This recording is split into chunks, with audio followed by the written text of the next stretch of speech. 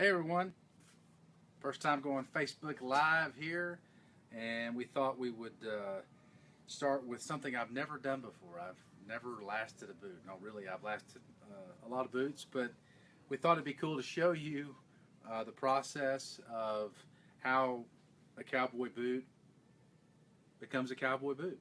It right now has just been put together. We've just side seamed it, and it's really wet now because it has to be wet to go on to the last, or the mold. And so we are excited to show you guys this, and hopefully you can see what we're doing here. Hopefully it'll be interesting. And I don't know if the camera should be turned sideways or vertical, but do we look good? All right, here we go. All right, moment of truth. Hope this works.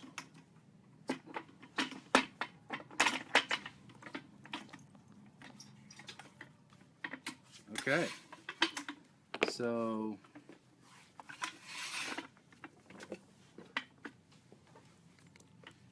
we're going to pull this toe over before we do anything. These are called lasting pliers. And this is all done by hand. And pop a couple of nails in this toe. And we're going to come right here and pull the heel over.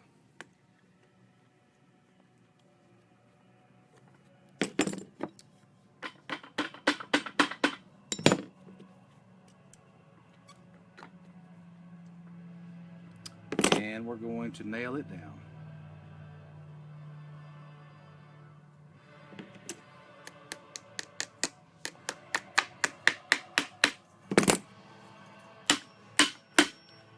You might notice the crazy music in the background. We listen to stuff that's inspiring or creative. A lot of classical music, a lot of epic movie score stuff.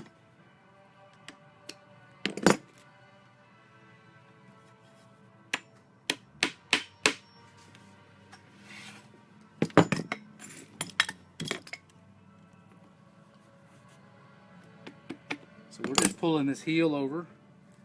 Going to temporary nail it. And yes, we have hit our fingers many times.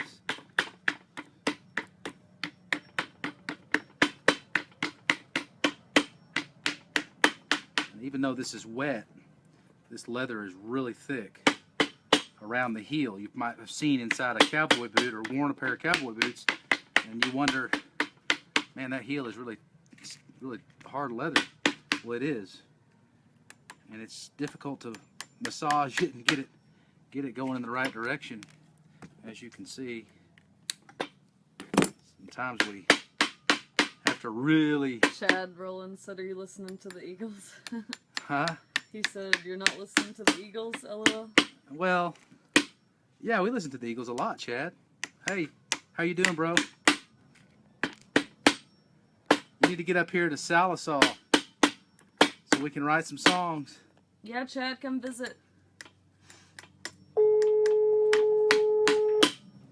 Yeah, we listen to all kinds of music, but again, the classical or the movie score stuff is really conducive for your creative muse.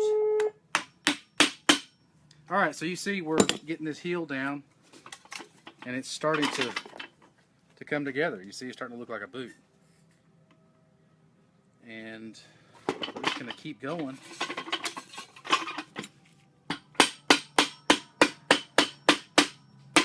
We'll put several nails in here. And what these nails are doing is they're going through this insole. We're nailing everything through this insole, which is what you walk on, and it's hitting this metal plate. Those nails are hitting that metal plate, and they're clinching over. Okay, so they're going through and hitting that, and they're clinching over, so that's what holds them down. That's what holds everything together. It's pretty interesting. These are called clinch nails or shoe tacks.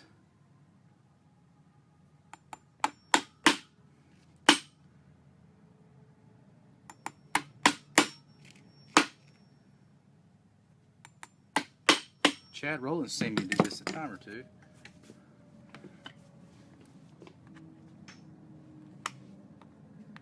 So sometimes you get one that bends over.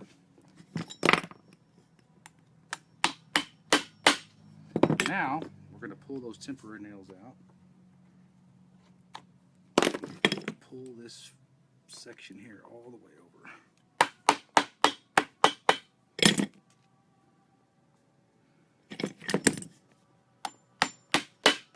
Alright. Chad said he's seen you do it a few times.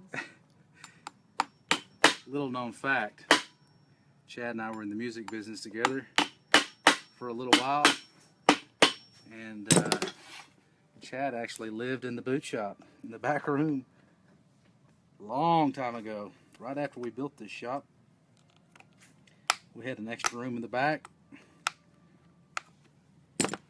and that was some good times. We played a lot of music back in those days.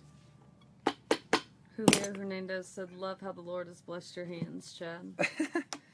Hey, Julio! Hope we see you in Wichita Falls.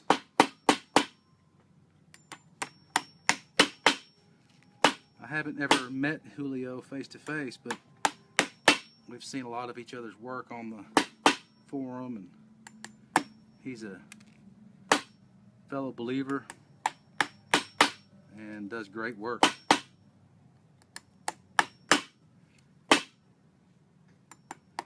And y'all might see that I'm doing this kind of fast. Fast is really all I know. Time equals money. You've probably seen some of the videos we've done. If you haven't, go check them out on YouTube. But I'm always saying that time is money. But for me, it's just more fun to get it done and move on to the next one. Alright, you see that heel is seated in there really nicely. And we're getting really close to it looking like a cowboy boot. Now we're going to come over here to the front and pull the lining over in the leather.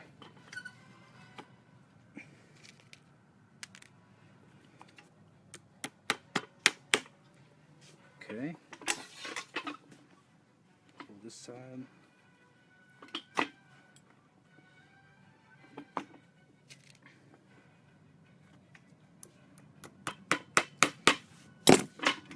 Steven's liked it like 50 times. He said, "Look at all my hearts." Steven! Steven's my brother-in-law down in Forney, America, or what we call the great state of Texas. East Dallas. Steven's seen me do this before. Okay, so y'all see this, what we call the toe bug. You've seen it on many cowboy boots. Well, we got to line that sucker up. You see how it's off-centered. The reason it's off-centered is because we just haven't lined it up. Now I'm going to line it up with the center of the toe. So we got a little ways to go this way. But you'll see, it'll get lined up and be awesome. Tim Mickelson says he wish he had a teacher like you. Well, Tim, I can teach you. We can do it over the good old interweb. One of our guys here, Carl, calls it the old interweb. Aaron Severs loves your work. Aaron Severs! He wanted to save up and get some. He has 3 kids and a wife he has to feed, though. Is he still playing drums? Aaron, do you still play drums?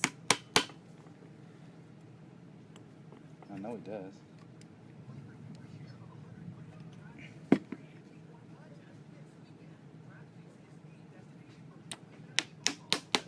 It's getting ready to rain here in Oklahoma. Praise God.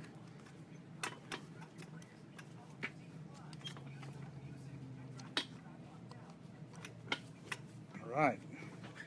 We're getting close now. Aaron says yes, he still plays. Awesome. Y'all might have known Aaron was the drummer for a band called Lost Highway for a long time. Good friends Jesse Charles and Matthew Chewbacca Schwaka. Okay, so you see it's starting to line up. Looks really good. I'm actually going to pull over just a little more because I want to make sure I get the overvamp. This is an overvamped cowboy boot. And you might say, well, what's an overvamp? Well, overvamp became popular when guys wanted to reinforce the area of the boot that was underneath the spurs. And basically an extra spur protection. Who's you laughing at? Stephen Carroll. Stephen Carroll. He said I was lost on a highway once.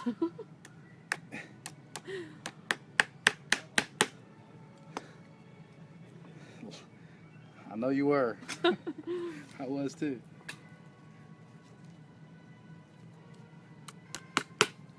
I hope I'm getting a good enough angle of what Yeah, you're doing. you see the overvamp. This is the part that's underneath this where a spur would normally rest on top of that. And the guys like it because it's, again, more of a protection and just more material underneath that spur. And like I said, it became real popular. Hey, Christina just joined. Hey, Christina. Hey! Chad's lasting a boot. Yeah, and Christina and Jerry have threatened to come by here 1,000 times. Well, come by. And they haven't yet. So maybe this will coax them into. Tim Mickelson said, now that's different lasting pliers. I'm going to show you some different lasting pliers in a minute.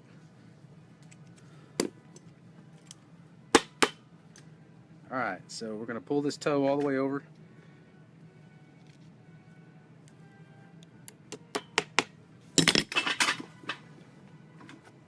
So you see it's right where I want it.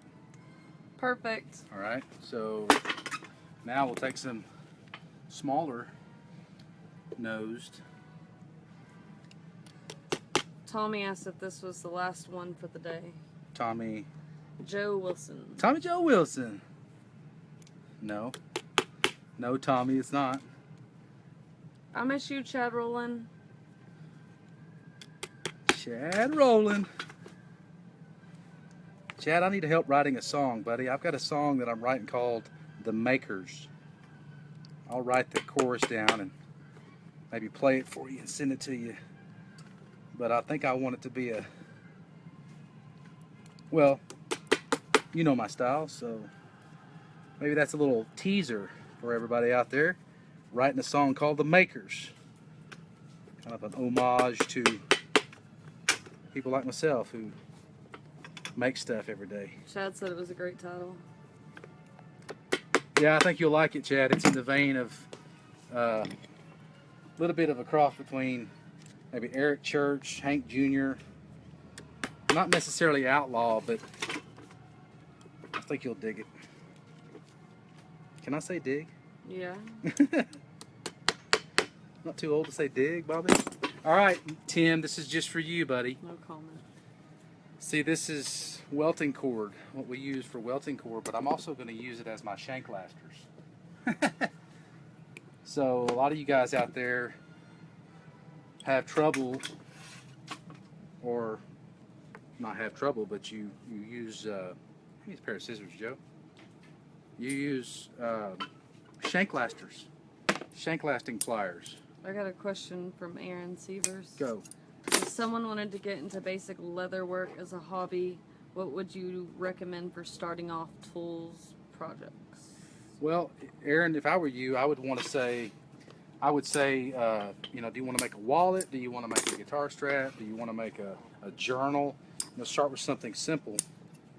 And, you know, really, it's all about making pattern, something we can show you how to do.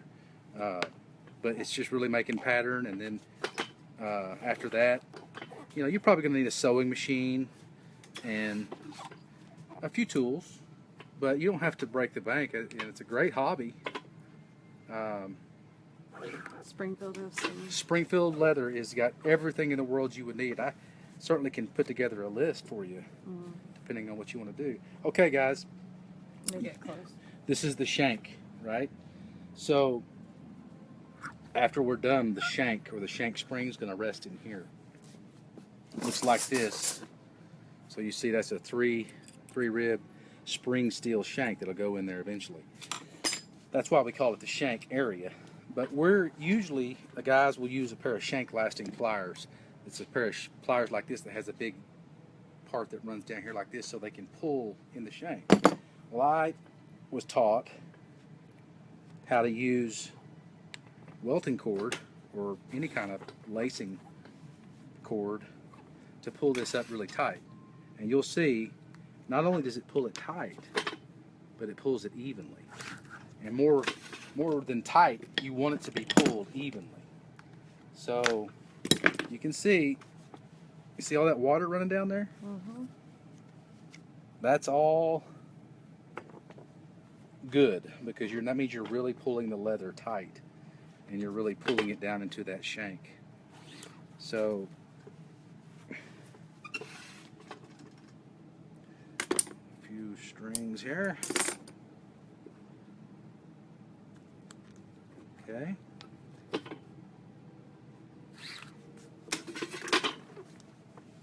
You see how much that pulls it up? It's crazy how much it really works.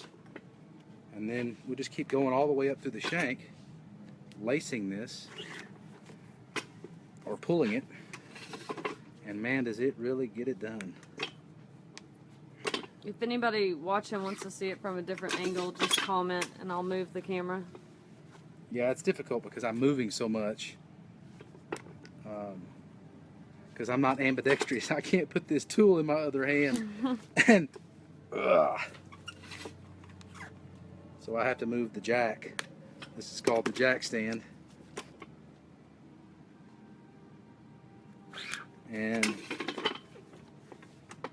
But this is really pulling that leather. Unlike a pair of lasting pliers, shank lasters.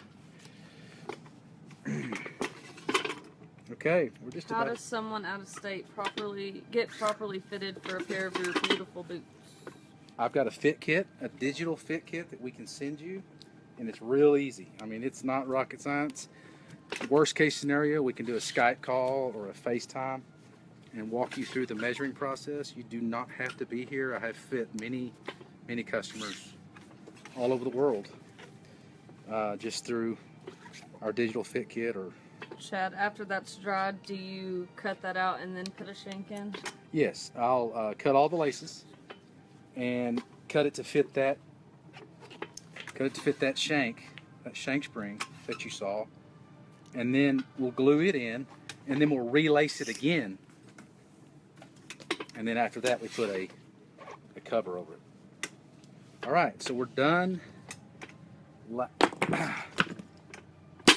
the shank area.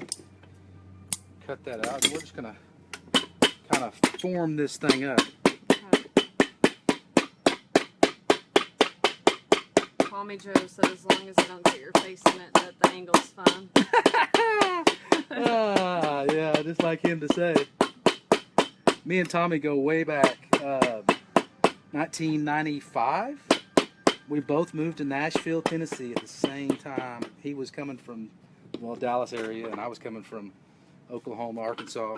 And we met up at the Broken Spoke Saloon in, where was it, Tommy?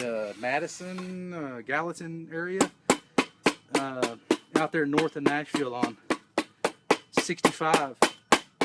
And we were singing, doing songwriters nights, the Broken Spoke. And guys, there's a boot. Look at that. Woo! Isn't that cool? Mm-hmm. That is a cowboy boot. And so what we're going to do eventually is put it on this heel base.